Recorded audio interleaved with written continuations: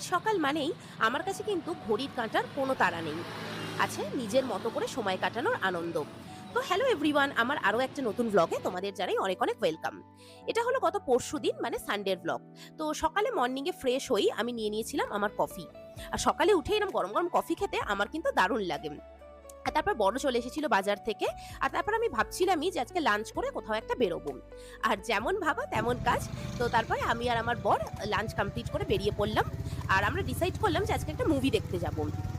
আর সেদিনের ওয়েদারটাও এত সুন্দর ছিল, তো বাইকে করে যেতে কিন্তু খুব দারুণ লাগছিল। তো তারপরে আমরা গল্প করতে করতে পৌঁছে গেলাম আমাদের ডেস্টিনেশনে।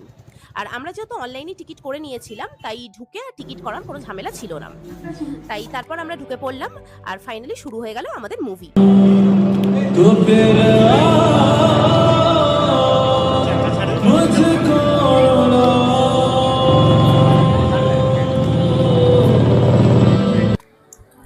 আমার মতো তোমাদের কার কার এই গানটা ভালো লাগে আমাকে একটু কমেন্টে অবশ্যই জানিও তো।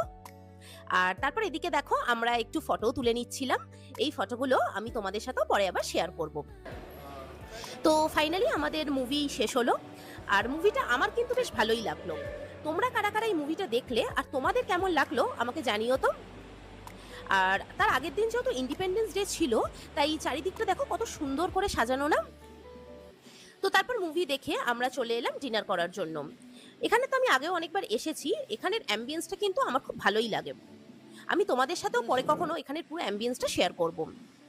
আর তারপর দেখো আমাদের অর্ডার করা ফুডও এসে গেল। আমরা স্টার্টারে নিয়েছিলাম চিকেন মানচাও স্যুপ আর চিকেন মোমো। আর আমি যেহেতু মোমো লাভার, তাই মোমো টেস্ট করতে আমার খুব ভালোই লাগে। আর এখানের মোমো সত্যিই খুব ভালো, ভীষণই সফট, আর সাইজগুলো কিন্তু খুবই ভালো।